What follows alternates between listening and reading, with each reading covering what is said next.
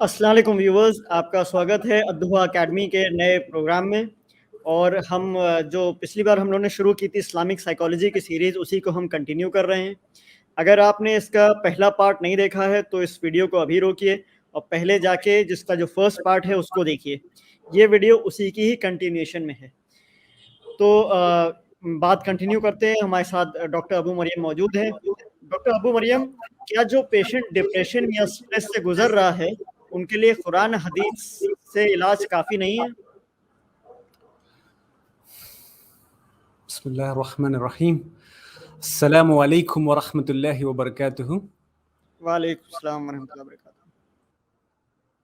काशिफ भाई, किसी भी शख्स के जिंदगी के बेसिकली 3 एस्पेक्ट्स होते हैं। और भी कई एस्पेक्ट्स पे हम बात कर सकते हैं, लेकिन इंशाअल्लाह मैं अपने व्यूअर्स के आसानी के लिए आज सिर्फ 3 एस्पेक्ट्स का जिक्र करूंगा। तो जो पहला एस्पेक्ट है वो है स्पिरिचुअल एस्पेक्ट, यानी अल्लाह सुब्हाना ताला से आपका ताल्लुक कैसा है। जो दूसरा एस्पेक्ट है फिजिकल एस्पेक्ट, यानी फिजिकली सेहत के एतबार से आप कितने स्ट्रांग है या कितने आप वीक है। जो तीसरा एस्पेक्ट है वो है मेंटल एस्पेक्ट, यानी जहनी तौर पे आप कितने स्ट्रांग है, आप सिचुएशंस को कैसे हैंडल करते हैं। आप जब टफ सिचुएशन में डिसीजन लेना होता है तो आप कैसे डिसीजन लेते हैं। तो ये मेंटल एस्पेक्ट्स के अंदर ये चीजें आती है।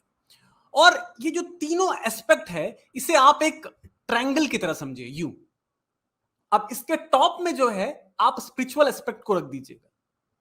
नो डाउट जितना हमारा जो स्पिरिचुअल एस्पेक्ट है जो टॉप में है वो जितना स्ट्रांग होगा वो मदद करेगी हमारे जो मेंटल एस्पेक्ट और फिजिकल एस्पेक्ट को हेल्दी रखने के लिए। लेकिन जब प्रॉब्लम फिजिकल एस्पेक्ट में डोमिनेंट होगी तब हमें फिजिकली भी उस बीमारी का इलाज करना होगा और अल्लाह सुब्हानहू तआला से दुआ करनी होगी। एक मिसाल से मैं बात समझाने की कोशिश करता हूं। मान लीजिए किसी को डायबिटीज हो जाए या कोई हार्ट का पेशेंट हो, तो हम उस पेशेंट को मेडिसिन भी देते हैं और उसके लिए दुआ भी करते हैं। हम ये नहीं कहते हैं कि तुम्हारे ईमान की कमी है इसीलिए जो है तुम्हें डायबिटीज और हार्ट की प्रॉब्लम हुई है। वैसे ही अगर किसी के अंदर जो साइकोलॉजिकल प्रॉब्लम अराइज हो जाए, माइंड के एस्पेक्ट से कुछ चैलेंजेस जो है वो फेस करने लग जाए, तो ऐसे शख्स को भी जो है हम क्या कहेंगे, हम उसको ये कहेंगे कि आप जो है जो मॉडर्न ट्रीटमेंट अवेलेबल है उसका भी आप इस्तेमाल करिए और अल्लाह सुब्हाना ताला से आप दुआ भी करिए। और सबसे अहम बात यह है कि जब अगर हम नबी सल्लल्लाहु अलैहि वसल्लम की जिंदगी को देखते हैं तो तिरमिज़ी की हदीस है, सही हसन दर्जे की हदीस है। एक बद्दू अल्लाह के नबी सल्लल्लाहु अलैहि वसल्लम के पास आते हैं और अल्लाह के नबी सल्लल्लाहु अलैहि वसल्लम से सवाल करते हैं कि ए अल्लाह के नबी, क्या हमें अपनी बीमारियों का इलाज कराना चाहिए। अल्लाह के नबी सल्लल्लाहु अलैहि वसल्लम जवाब में कहते हैं कि तुम लोग बीमारियों का इलाज कराया करो। क्यों? क्योंकि बेशक अल्लाह ने ऐसी कोई बीमारी नहीं बनाई है जिसका इलाज ना हो, सिवाय एक को छोड़ के। और वो बीमारी क्या है? बुढ़ापा, यानी जो ओल्ड एज है उसका कोई इलाज नहीं है। उसके अलावा जो भी बीमारियां हैं सबका इलाज है। यहां मैं इमाम इब्न क़य्यिम रहमुल्लाह का एक कॉल जो है वो इंशाल्लाह नकल करना चाहूंगा। वो अपने किताब ज़ादुल माद में लिखते हैं कि दवाओं से बीमारियों का इलाज कराना ये तवक्कुल के खिलाफ नहीं है। जैसा खाना खाकर भूख मिटाना ये तवक्कुल के खिलाफ नहीं है, पानी पीकर प्यास बुझाना ये तवक्कुल के खिलाफ नहीं है। बल्कि वो आगे कहते हैं कि आपका तवक्कुल मुकम्मल नहीं हो सकता अगर हम जायज असबाब का इस्तेमाल ना करें। सुभान अल्लाह। लेकिन एक ईमान वाले को जो यकीन होना चाहिए इन असबाब में, इन मीन्स में, चाहे वो दवा के शक्ल में हो या चाहे दुनियावी कोई और शक्ल में हो, हमारा यकीन इन चीजों पे नहीं होना चाहिए बल्कि हमारा यकीन अल्लाह सुब्हानहू तआला पे होना चाहिए। तो काशिफ में जो आपका सवाल था उसका जवाब यह है कि अगर कोई शख्स इन हालात से गुजर रहे हैं तो वो जो मॉडर्न ट्रीटमेंट अवेलेबल है वो उसका भी इस्तेमाल करें और कुरान व हदीस का भी इस्तेमाल करें। क्योंकि अगर वो जो मॉडर्न ट्रीटमेंट अवेलेबल है उसका वो इस्तेमाल अगर वो कर रहा है तो वो कुरान और हदीस के तालीम पे ही वो अमल कर रहा है। मुझे उम्मीद है कि आपको आपके सवाल का जवाब मिल गया होगा इंशाअल्लाह। جی بالکل، لیکن اس میں ایک سوال یہ پیدا ہوتا ہے کہ جو آپ نے باتیں ابھی بتائی ہیں اسپیشلی سائیکولوجیکل ٹریٹمنٹ کے معاملے میں، کیا اس کی مثال ہمیں ارلی مسلم سے یا نبی صلی اللہ علیہ وسلم سے یا صحابہ کی زندگی سے ملتی ہے؟ کشمیر میں اگر ہم 9th سینچری کی بات کریں نا، تو اس وقت اس فیلڈ کے ایک بہت بڑے ایکسپرٹ گزرے ہیں، ان کا نام ہے زید البلکی، جنہوں نے اس وقت ایک کتاب بھی لکھی ہے، انگلش میں اس کا ٹرانسلیشن ہے، جو ہمارے ویورز سے چاہے تو اسے پڑھ سکتے ہیں، سسٹیننس آف سول کے نام سے.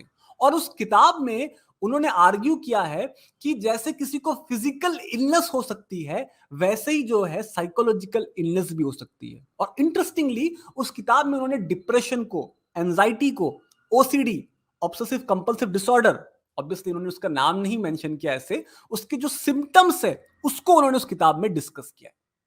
اور اگر آپ اس سے پہلے جانا چاہتے ہیں 8th سینچری کے وقت میں، تو آپ کو جان کے حیرانی ہوگی کہ 8th سینچری میں اسلامک ورلڈ میں جو ہاسپٹلز تھے، تو وہاں سائیکولوجیکل پرابلم کو ٹریٹ کرنے کے لیے الگ سے ایک سائیکٹرک وارڈ ہوا کرتی تھی. اللہ اکبر. اور وہاں ہولسٹک ٹریٹمنٹ جو ہے ان کو دیا جاتا تھا، یعنی جو اسلامک جو ٹریٹمنٹ ہے اور اس کے ساتھ ساتھ جو بیسٹ ٹریٹمنٹ سائیکولوجی کے جو ٹریٹمنٹ اویلیبل تھے، وہ ٹریٹمنٹ بھی پیشنٹ کو دیا جاتا تھا. لیکن اگر آپ پیرللی اسی وقت اگر آپ یورپ کے دنیا میں دیکھیں گے، یورپ میں اگر آپ دیکھیں گے، تو وہاں جو پیشنٹ سائیکولوجیکل پرابلم سے گزر رہے تھے، ان کے ساتھ بہت برا ٹریٹمنٹ کیا جاتا تھا. ان کو جو ہے ایک سیل کے اندر ایسے ہی رکھ دیا جاتا تھا، ان کو بہت ٹارچر کیا جاتا تھا. اور یہ جو میں آپ کو باتیں شیئر کر رہا ہوں، میں اسلامک سورسز سے آپ کو یہ چیزیں شیئر نہیں کر رہا ہوں، بلکہ وہ جو یورپ کے ہسٹورینس ہیں، انہوں نے جو ہے اس چیز کو لکھا ہے کہ کیسے جو ہے اسلامک ورلڈ نے جو ہے سائیکولوجیکل پرابلم کو ٹریٹ کرنے کے لیے کیسے ان لوگوں نے سائیکٹرک وارڈ پہلے بنایا، اور اس سمے یورپ کی کیا کنڈیشن تھی، انہوں نے ان چیزوں کا ذکر اپنی کتابوں میں کیا. اور اگر کوئی اس سے پہلے جانا چاہتا ہے، یعنی نبی صلی اللہ علیہ وسلم کی زندگی اور صحاباؤں کے دور میں جانا چاہتا ہے، تو میں ان کے لیے صحیح بخاری کی جو ایک حدیث انشاءاللہ شیئر کرنا چاہوں گا، جس میں عائشہ رضی اللہ عنہا اپنے فیملی ممبرز کو نصیحت کرتی ہے.